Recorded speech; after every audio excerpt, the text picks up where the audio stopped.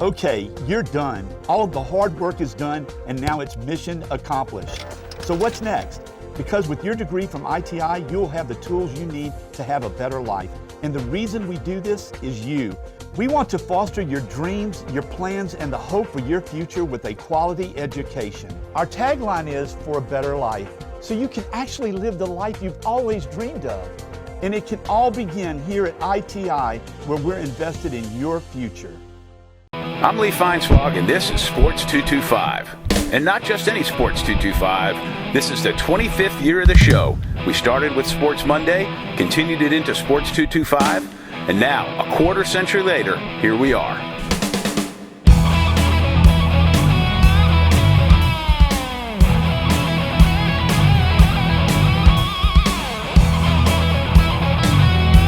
Sports 225 is sponsored by Breck. And now, me.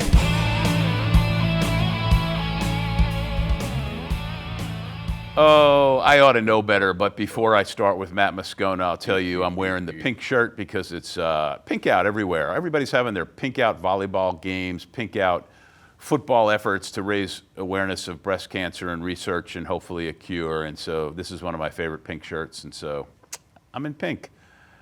Pretty in pink. Matt Moscona might be wearing pink underwear. I don't know. Nope, Anywhere. not No? doing that. How are you? you? Both my mom and aunt are breast cancer survivors, so respect. The key word is survivors. Yep, That's it good. is. That's It's come good. research has come a long way, man. It's awesome. Yeah, that's good. Matt Moscona is the host of his own radio show from 3 p.m. to 6 p.m. Monday through Friday on the local ESPN radio affiliate with, you can hear it not only in the Baton Rouge area, but also New Orleans and Alexandria. And you can watch us on CST. And you can, which is what I do, because I don't normally put on the radio in my house, and I work out of the house, and I put on CST. So on Tuesday at 4:15, I go on with Matt for 15 minutes, and we talk a little bit of sports and beer, and just like Thank this God show, for the beer. Thank God, because I don't know anything about sports. True. But what's funny is, much like this television show, we don't rehearse our gig. Every once in a while, he'll send me a text and go, "What do you want to talk about today?" And if I have an idea, I'll throw something, or he'll throw something to me. So we hadn't talked yesterday, and about 5 minutes before I was going on, I flipped on CST and I was watching.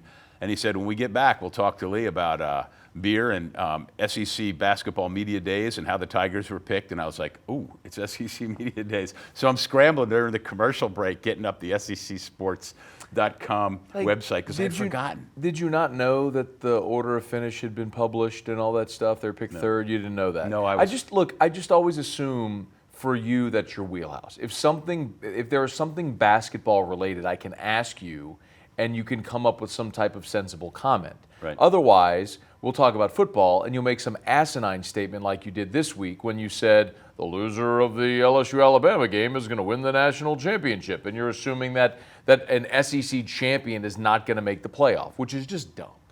The loser of the LSU-Alabama game, because I think the winner will win the SEC championship. Okay. And the other team, the team that loses that game, is going to be one of the Final Four. And I think, I'm just making the prediction, they're going to win the national championship. And if it happens, you'll eat crow, and if it doesn't, you'll give me a hard time. But you give me a hard time anyway. Yeah, but that's just such it's like one of those predictions where, like, you have no real skin in the game. Like, I bet they get a pick six in this game. And it's something so outlandish, like, that if it happens, you're like, you see, I knew it. But if it doesn't, nobody's going to hold you accountable because it's just kind of an outlandish pick. Who do you think the Final Four is right now? If it were today, or yeah, well, I mean, either today. See, there's or a lot project. of ways to answer that question. Okay. Like, start with today, and then start with what you project, what you think. well, is if it gonna were happen. today, then you have your four already. You'd have Clemson, Alabama, LSU, and Ohio State. That would be your four right now.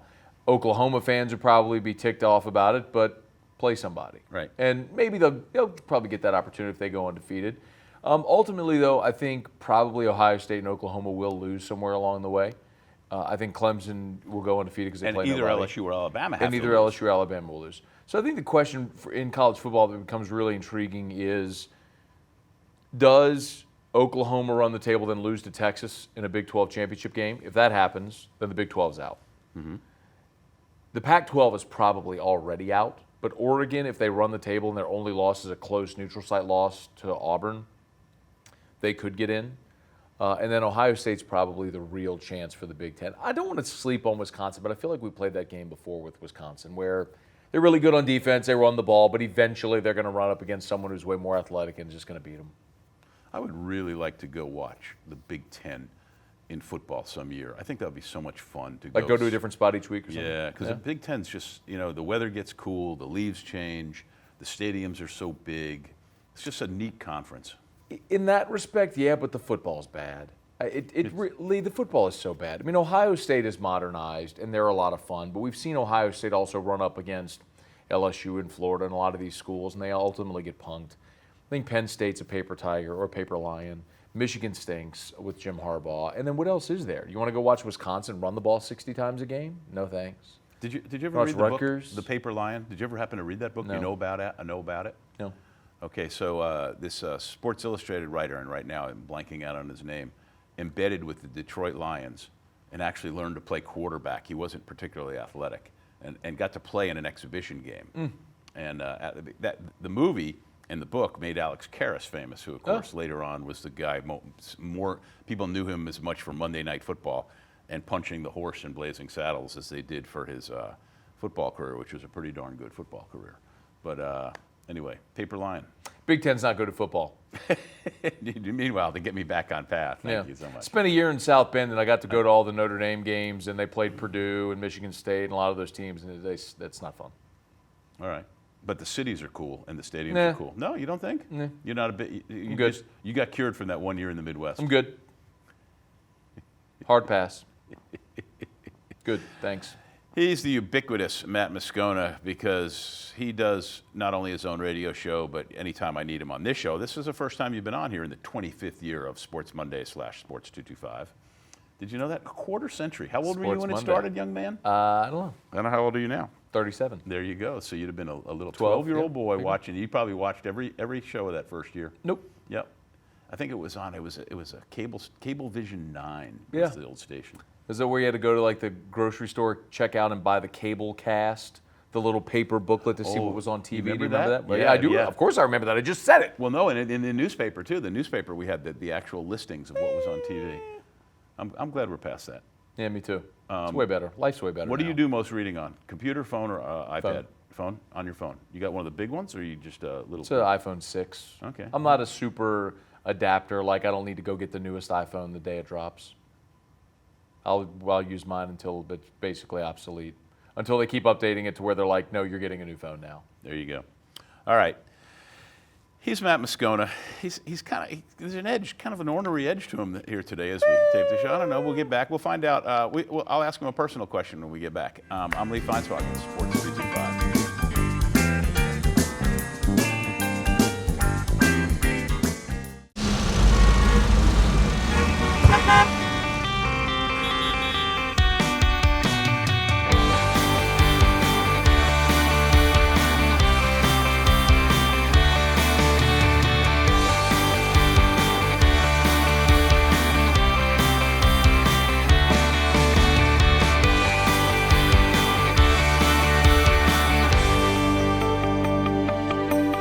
Break out of the chaos.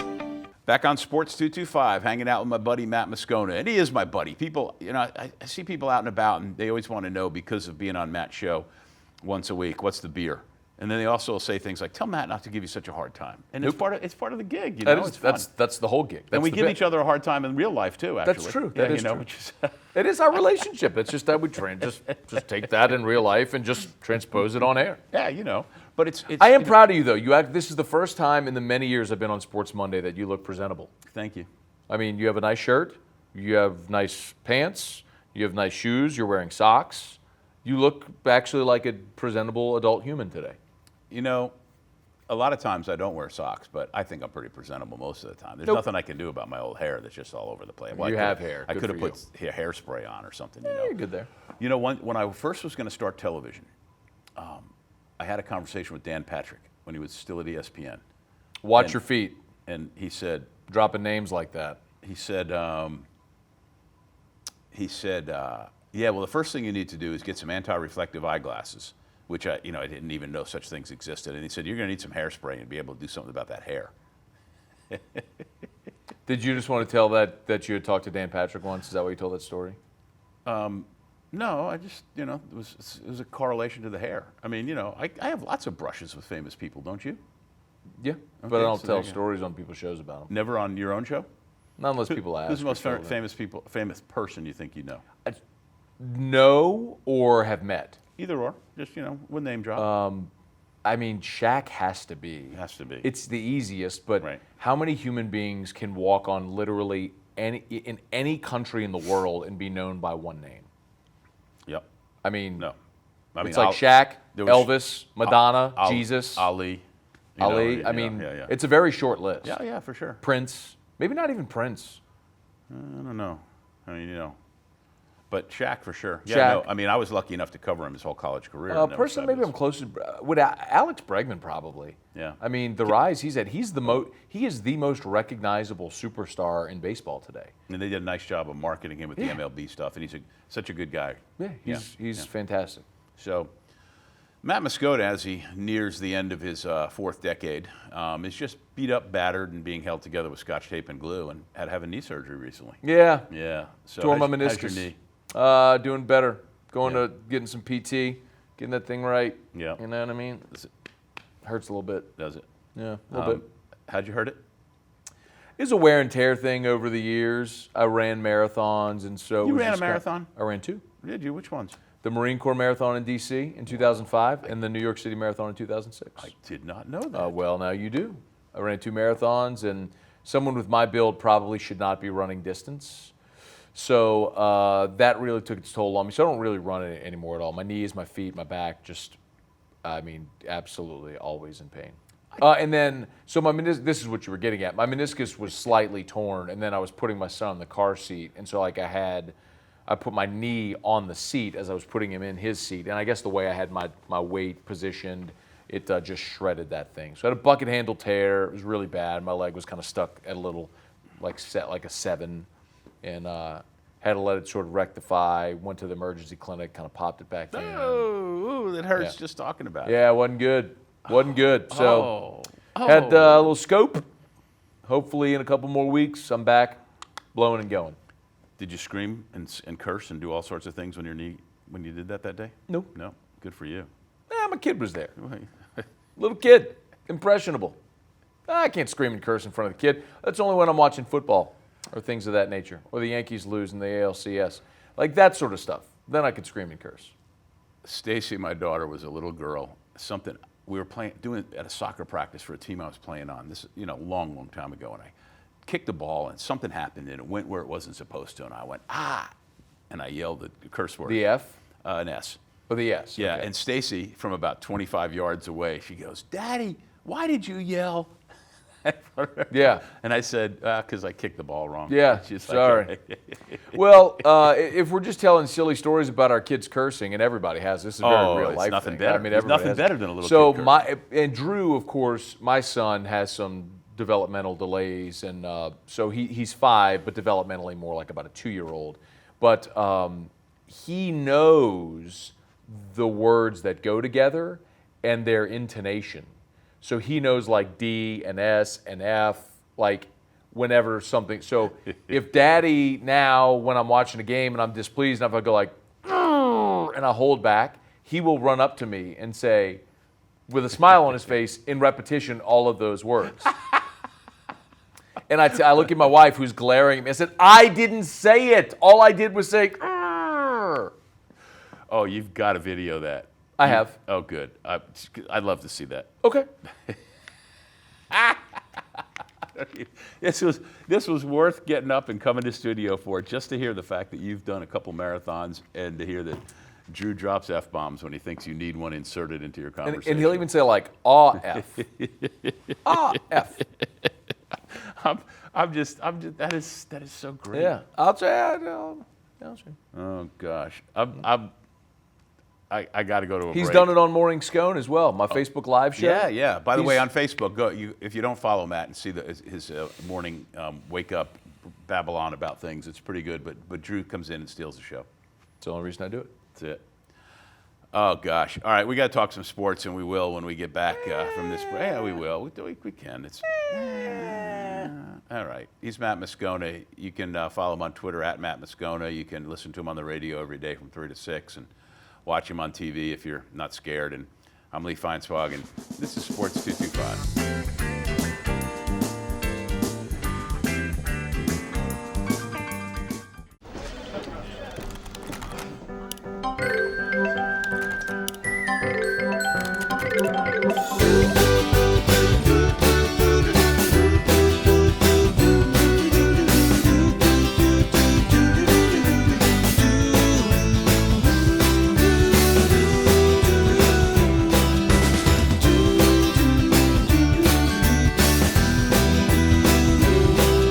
Break out of the routine.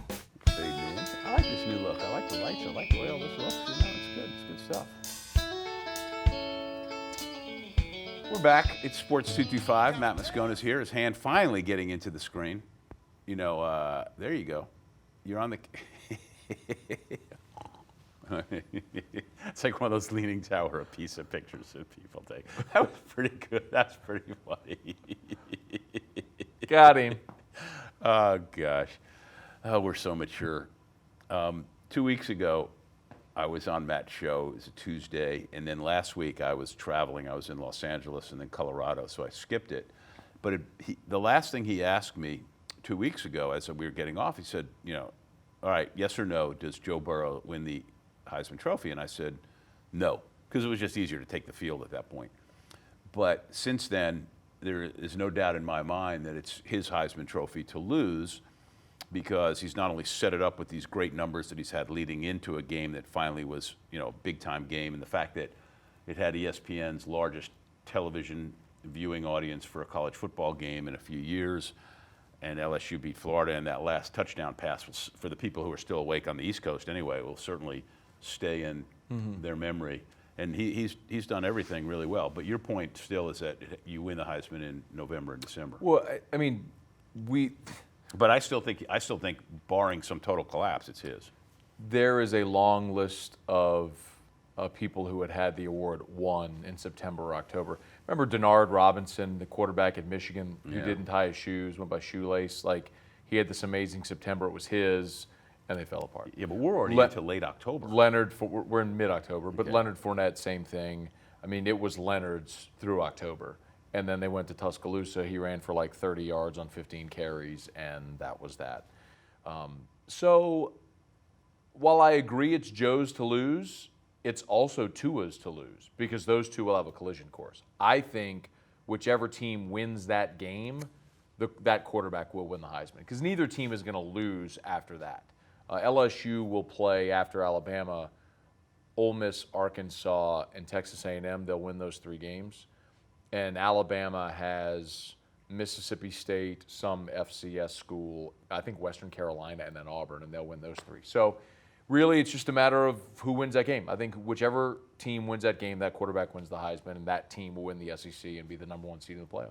And the team that loses that game, as I mentioned to you, will win the national championship. Perhaps, but the only way they get in is if the scenario that I suggested unfolds, where you have Texas beat Oklahoma in the Big 12 championship game, because undefeated Oklahoma, undefeated Clemson, undefeated SEC champion are all in, and then I think one-loss Big 10 champion is in over one-loss non-SEC championship participant.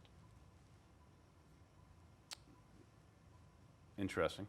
He thinks a lot more about this and has a better frame of reference, of course, than I do. So hypothetically, let's say Ohio State loses to Wisconsin in the regular season, beats Wisconsin in the Big 10 championship game, one-loss Ohio State is in the playoff. And then Clemson's in, the SEC champion's in, and then the Big 12 champion's in if Oklahoma's undefeated. So you need help. Is the Final Four still decided by a panel that basically uses their gut feelings? Well, it's the committee, and Yeah. they vote, and they have whatever metric they want to use, but they all, everyone has different criteria. Have you had any of them on? Yeah, I have. And it's also the question of, is the best team or most deserving team? And I really get annoyed when I hear people talk about the best team, because if all we're doing is rewarding who we think is the best team, why are we playing games? You're basically saying the results don't matter because I think this team is better regardless of what happened on the field. Why are we playing games? So, I mean, that's always the age-old, question when you ask about like who should be the MVP, the best player, the most valuable. In this case, but I think that's different because that is something that's subjective. Yeah. When you're deciding a champion, it should be decided based on who won games on the field or the court. Right? I guess. How much do the computers come in? And Zero. Ultimately, the committee uses whatever metrics they want, but the committee decides who the 4 teams are. And there's not an RPI per se. They can use whatever metric they want to. You sound skeptical, like you're afraid they're going to. You're not convinced that the 4 teams that they choose would be, in your opinion. Okay, I'll give you an example. Okay. What happened a couple of years ago, Penn State beat Ohio State head-to-head. Okay. Penn State won the Big Ten. Okay. Penn State did not make the playoff. Ohio State did. Because Penn State had what the committee decided was a bad loss. Right. Despite the fact that this team won their conference and beat Ohio State head-to-head, Ohio State made the playoff and they shipped Penn State to the Rose Bowl. Why are we bothering playing the damn games? Well, it's stupid. You remember Why did they play that game on the field? And I wish that somehow we had ended up with 4 major super conferences. We're headed there. And where the playoffs actually begin with the 4 winners of those leagues. Yeah, regardless, there are no at-larges if there's only 4 teams. Well, but not all conferences are equal, and that's the big conundrum with that scenario is the Pac-12 is not the same as the SEC, and their champion should not be viewed as the same as the SEC's. No, that part's true. All right, he's Matt Moscona. You can listen to him on the radio from 3 to 6 on 104.5 ESPN in Baton Rouge. He's also on in New Orleans and Alexandria and on some silly app. Are they still ripping me on that thing called The Huddle and stuff? Probably. Okay, good. And you can watch him because they simulcast most times unless he gets preempted by like some track meet from the West Coast or something on CST. That does happen sometimes. There's some weird thing. Not track meets. I know, I'm joking. Like, the football state championship or maybe like a baseball game or something like that. Whatever. And you can follow him on Twitter at Matt Moscona, and you can read. You still doing some writing a little bit for people? You were doing some. No, you stopped that? Yeah. Okay, good. All right, and follow him on Twitter because then he posts where he's been on with other people, and he's got podcasts with Terrio. Yeah, You do and another- the Locked On podcast, Daily LSU podcast. Yeah. Just Google my name. You'll find a bunch of stuff. Google it. It'll blow your computer up. I'm Lee Feinsbach from Sports 225.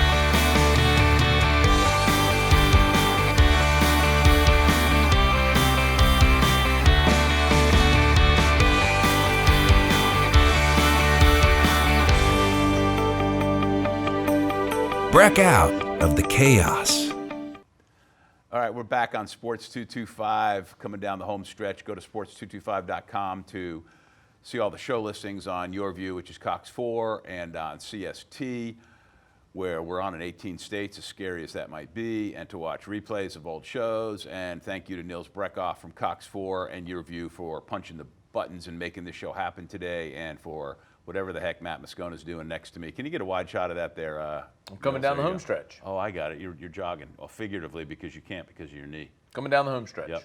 All right, so do you think that LSU will beat Alabama? Because I won't have you on TV before then. And do you think that LSU will win the national championship? No. No and no? I'm not going to pick them to beat Alabama until they do. Okay. And if that game were in Baton Rouge this year, I might feel differently. Mm-hmm. I do think you'll have a very different ball game stylistically this year. I think LSU will go to Tuscaloosa and will score 30 points. I just don't know if LSU can stop Alabama from scoring 40. So I think LSU's best case is winning a 45, 42, 38 type ball game. Wouldn't that be fun for television? I would love it if it happened. I'll tell you this much, Lee.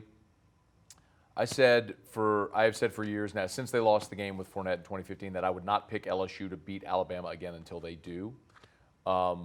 This is the first time though where I feel like I might be wrong. Been a lot of very close, interesting games between the two schools. hard battles, but ultimately, usually Alabama victories. And this one's there. Yeah. If it were here, I might feel different. Yeah. And then remember, I don't have time to go elaborate, but there was a time where the road team won forever back in the 80s and the 90s or something. Anyway, Matt Moscona, 3 to 6, 104.5 ESPN in Alexandria, Lafayette, on CST, at Matt Moscona. Thanks, always fun. My pleasure. Ice your knee. Thanks for watching Sports 225, and or unless you're watching in the morning. Sports Monday.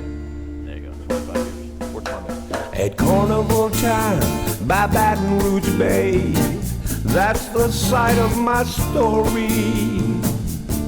At Spanish Town Mardi Gras, things can get blurry.